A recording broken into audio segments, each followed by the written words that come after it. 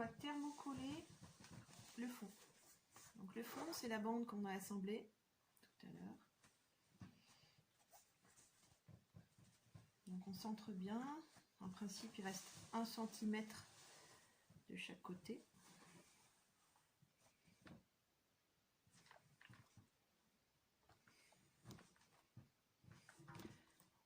Alors en fonction du thermocollant que vous utilisez, il faut laisser le faire plus ou moins longtemps.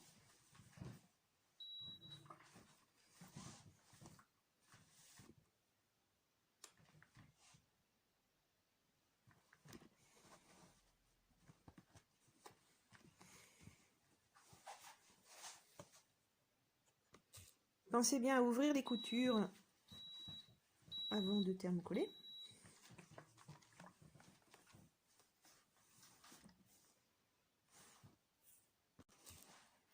Voilà, donc ça va donner de la tenue. Alors si vous avez des petits plis comme ça, vous pouvez toujours les tendre et le repositionner, repasser un petit coup de fer pour les tirer au maximum. Et bien repasser près du passepoil parce que au bord du passepoil, bien sûr, c'est plus difficile à atteindre. Voilà, là c'est mieux.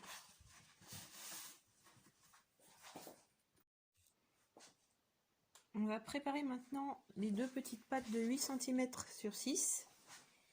On va les préparer comme un biais. Donc on va les plier dans le sens de la longueur.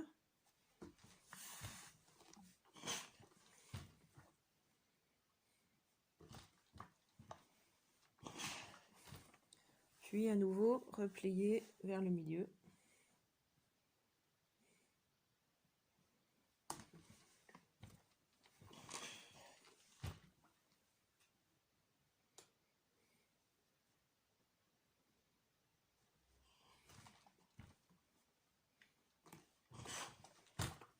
Et replier encore en deux.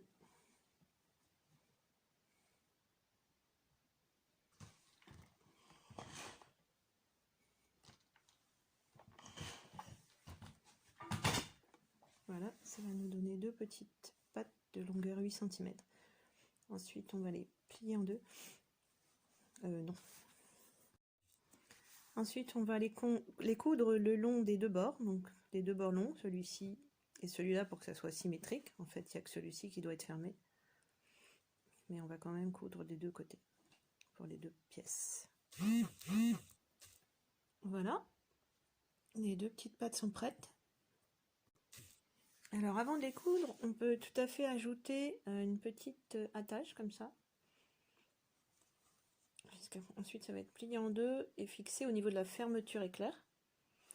Voilà, donc comme ça on pourra fixer, je sais pas, un mousqueton, et on peut même mettre un mousqueton d'un côté, une attache de l'autre, ou les deux de la même façon. C'est ce que je vais faire, je vais mettre un mousqueton d'un côté et une attache de l'autre.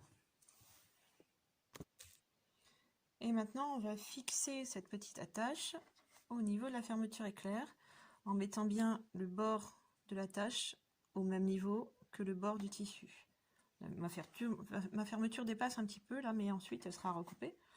Donc, on va fixer ça bord à bord. Il y a beaucoup d'épaisseur, vous pouvez utiliser une pince. Moi j'ai mis une épingle, mais on peut utiliser une pince. Et pareil de l'autre côté. Alors de l'autre côté c'est un petit peu plus délicat parce qu'il faut vraiment que les deux parties de la fermeture éclair soient bord à bord. Mais on est gêné par le curseur. Donc on recule un petit peu le curseur, on remet bien en face.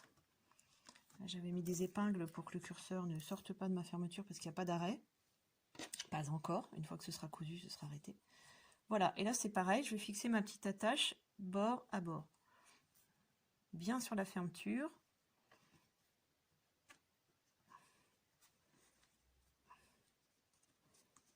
Voilà. Et là pareil, c'est très épais.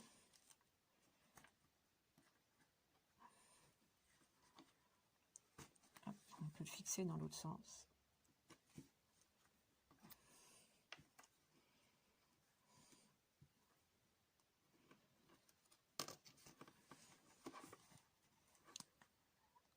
Voilà. Donc là, on va coudre simplement la petite attache pour le moment pour la maintenir. Voilà, donc je l'ai fixé à un petit peu moins de 1 cm du bord, puisqu'ensuite ça va être repris dans une couture qui sera 1. Voilà, donc il ne faut pas qu'elle soit...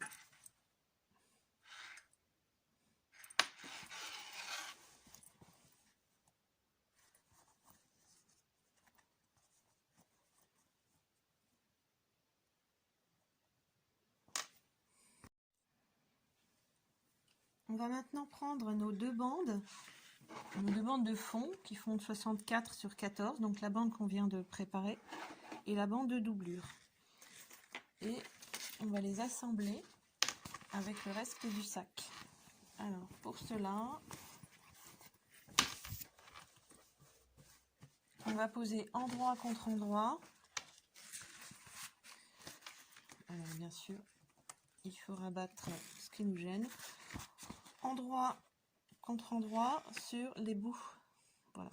En principe, ça doit coller à peu près, mais il y a forcément un petit peu de décalage. Ça dépend de la largeur de votre fermeture éclair. Donc il faut à peu près centrer. Et sur l'autre face, on va mettre l'endroit de la doublure. Donc en fait, ce petit côté va être pris en sandwich entre deux endroits.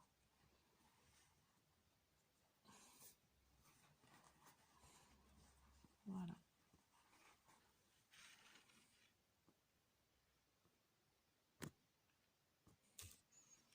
Donc on peut épingler et on peut aussi couper le bout de fermeture qui dépasse.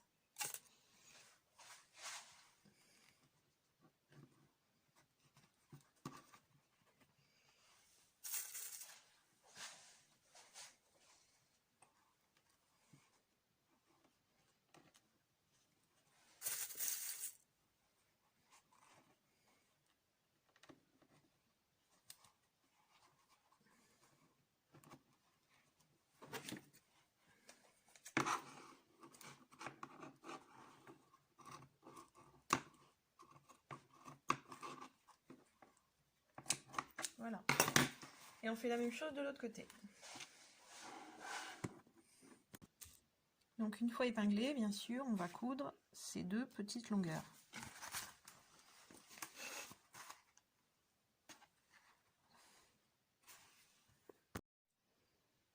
Voilà, donc une fois cousu et retourné, ça va nous donner ça. J'ai égalisé un petit peu ici les décalages qu'on pouvait avoir à cause de la fermeture éclair, donc j'ai recoupé légèrement de chaque côté. Et là, ça nous donne quelque chose d'à peu près net. Voilà. Donc là, ça nous donne ça.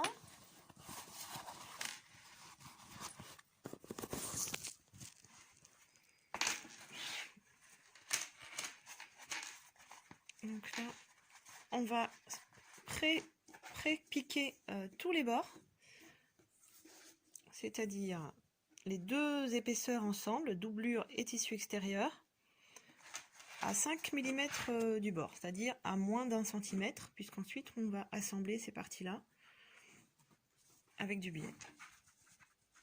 Donc là, on va faire tout le tour, même sur les longues bandes. Voilà, donc cette étape va permettre de maintenir les tissus ensemble comme un seul tissu. Et ça va être beaucoup plus simple après pour travailler le reste de l'assemblage du sac.